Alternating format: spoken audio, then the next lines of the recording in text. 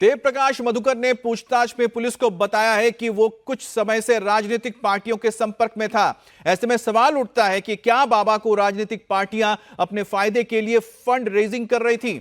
वहीं बाबा के वकील का कहना है कि बाबा सूरजपाल ना तो चंदा लेते हैं और ना ही चंदा देते हैं। देखिए, पूछताछ में बताया है कि कहीं ना कहीं किसी राजनीतिक दल द्वारा इनको पोषित किया जा रहा है और बाकी बैंक अकाउंट की डिटेल। सर, एक आखिरी सवाल फंडिंग का बता दीजिए। फंडिंग रेजर था ये। अभी इसमें हम लोग इसमें फंडिंग बता रहे हैं कि लोगों के द्वारा इनमें डोनेशन होता था और इनके द्वारा जो डोनेशन की पर्चियां हैं वो मांगी जा रही हैं। कि अपने साक्ष्य के संकलन में ये बताएंगे कि ये पैसा जो रेज करा है फंड रेजर के रूप में इनकी अहम भूमिका थी। पैसा कहां से आया, क्या मनी ट्रेल थी, कौन डोनर्स थे, उसकी लिस्ट तैयार करी जा रही है। और एक ये बृहद विवेचना है, इसमें लंबी चौड़ी टीम लगेगी, हमारी रेवेन्यू के ऑफिशियल्स भी लग रहे हैं और उसके बाद इसमें जो भी कार्रवाई है वो करी जाएगी। ये सब मिलके करते हैं और कोई वहाँ दान पात्र नहीं है। मैं आपको बता दूं आपके माध्यम से, कोई दान पात्र नहीं है, कोई चढ़ावा नहीं है, किसी राजनीतिक दल से कुछ लेन देन होता नहीं है। और अगर राजनीतिक दल से होता तो आप याद कीजिए फरवरी से जून 2024 तक कोई सत्य का साथ, मानव मंगल मिलन, सद्भावना समागम नहीं हुआ। क्यों नहीं हुआ? क्योंकि नारायण साकार हरि और कमेटी के आयोजक ना किसी के लिए नोट मांगते हैं, ना अपने लिए नोट मांगते हैं, ना किसी के लिए वोट मांगते हैं। कभी उन्होंने किसी के लिए वोट और नोट की अपील नहीं की है। इसीलिए कोई ना दान पात्र है, ना चढ़ावा है, ना कोई किसी तरह का डोनेशन है, ना रसीद है, ना कुछ है।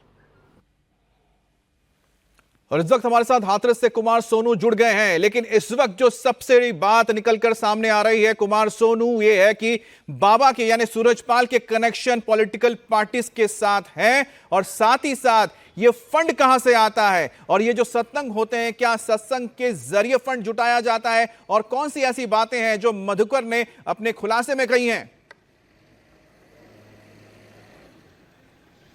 देखिए अमित, मैं आपको बता दूं कि कल मधुकर को पेश किया गया था और क्योंकि परसों रात उसे गिरफ्तार किया गया था, उसके बाद कल कोर्ट में पेश किया गया, जहां से उसे जो है न्यायिक हिरासत में 14 दिन के लिए भेज दिया गया है। अब सोमवार या मंगलवार में जो है जो हाथरस पुलिस है वो रिमांड एप्लीकेशन कोर्ट में लगाएगी, जिसके बाद मधुकर का रिमांड मांगेगी। रिमांड मिलने के बाद ये तमाम जो सवाल है, सबसे पहला सवाल ये कि पूरा पैसे का लेन देन कहां से होता था, इसको जो है हाथरस पुलिस खंगालने में लगी है। क्योंकि जो कई घंटों तक पूछताछ हुई थी मधुकर से उसकी गिरफ्तारी के बाद, जिसके बाद उसके दो रोल जो है सबसे अहम सामने आए थे। पहला कि वो इन सत्संग और ये तमाम इवेंट्स का जो है मुख्य आयोजक था और बाबा के टच में था, पहली बात। दूसरी बात कि जो फंडिंग थी वो मधुकर करता था, यानी कि फंड रेजर के तौर पर उसकी भूमिका निकलकर सामने आई थी।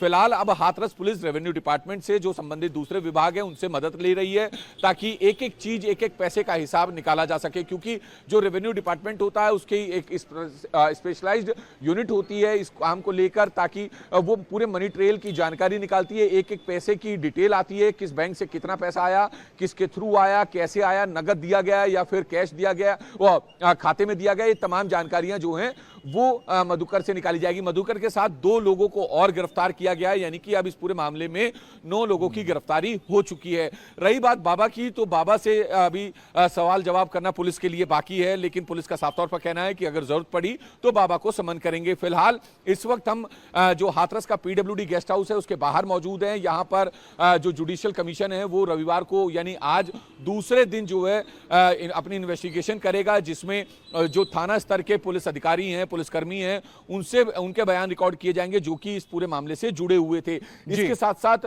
उन तमाम लोगों से भी जो है उनके भी बयान दर्ज किए जाएंगे जो कि इस पूरे हादसे से कहीं ना कहीं जुड़े हैं, चाहे वो सिविलियन हो या फिर जिला प्रशासन के लोग हों या फिर पुलिसकर्मी हो। इसके साथ ही जिला प्रशासन और पुलिस विभाग से इस पूरे हादसे से जुड़े, इस पूरे सत्संग से जुड़े जो भी कानूनी दस्तावेज हैं, जो भी आधिकारिक दस्तावेज हैं, उनको भी जुडिशियल कमीशन कलेक्ट करेगा। तो फिलहाल आप तस्वीरें देख रहे हैं, ये बाहर की तस्वीरें हैं पीडब्ल्यूडी गेस्ट हाउस के बाहर की, जहां पर आप साफ साफ देख सकते हैं कि किस तरीके से तमाम तैयारी पूरी कर ली गई है। जैसा आप बता रहे हैं कि जुडिशियल कमीशन आज दूसरे दिन भी अपनी जांच जारी रखेगा और साथ ही साथ तमाम जो चश्मदीद हैं और साथ ही साथ जो प्रशासन के लोग इस पूरे मामले के लिए जिम्मेदार थे उनसे भी बातचीत होगी और तमाम जो दस्तावेज हैं वो उन्हें भी कलेक्ट किया जाएगा।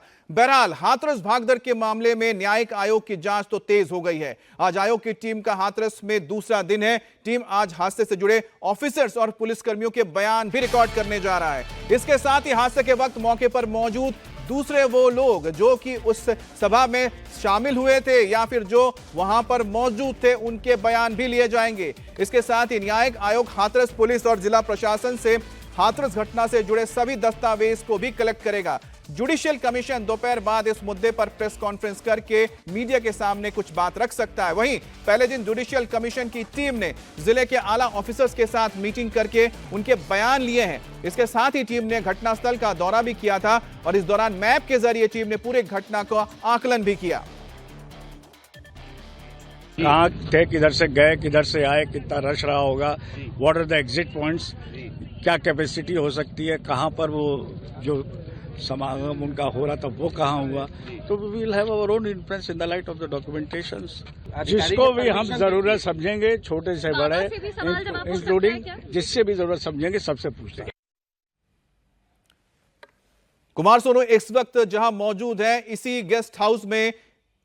जी सोनू, आप कुछ कह रहे हैं। सिविलियन हैं जो कि इस पूरे मामले से जुड़े हुए हैं, जिनके बयान बेहद अहम हो सकते हैं जुडिशियल कमीशन के सामने, उनके बयान भी जो है जुडिशियल कमीशन रिकॉर्ड करेगा। तो तस्वीरें आप देख रहे हैं, पुलिस फोर्स यहां पर बाहर तैनात कर दी गई है ताकि जो भी कमीशन के सामने जिसको पेश होना है सिर्फ वही अंदर जाए, इसके अलावा कोई भी अंदर ना जाए। फिलहाल जो पुलिस के आला अधिकारी हैं वो पहुंच गए हैं, जो जिले के आला अधिकारी हैं वो मौके पर पहुंच गए हैं और अब सभी को एक समय दे दिया गया है। उसके बयान जो है जुडिशियल कमीशन के सामने रिकॉर्ड किए जाएंगे और तमाम जो जरूरी दस्तावेज है वो जुडिशियल कमीशन आज कलेक्ट करेगा, जिला प्रशासन से भी, पुलिस से भी, जिसके बाद 2 महीने बाद जो है अपनी रिपोर्ट राज्य सरकार को इस पूरे हादसे को लेकर सौंपेगा।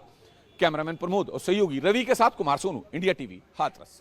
तो यहां पर आपने देखा कि तस्वीरें सामने आई कि किस तरह से जो जुडिशियल कमीशन है इस वक्त मौजूद है, वहां पर तमाम उन लोगों को बुलाया गया है जो इस सभा में सत्संग में बतौर शामिल हुए थे। भक्त कुछ लोग ऐसे भी थे जो मौका वारदात पर मौजूद थे और वो लोग जो कि प्रशासन का हिस्सा थे और इस घटना स्थल के आसपास मौजूद रहे थे, उनसे भी बयान लिए जाएंगे ताकि एक चेन ऑफ सीक्वेंस समझ में आए, कड़ियों को जोड़ा जाए और इस बात तक पहुंचा जा सके कि आखिरकार यह हादसा किस वजह से हुआ है।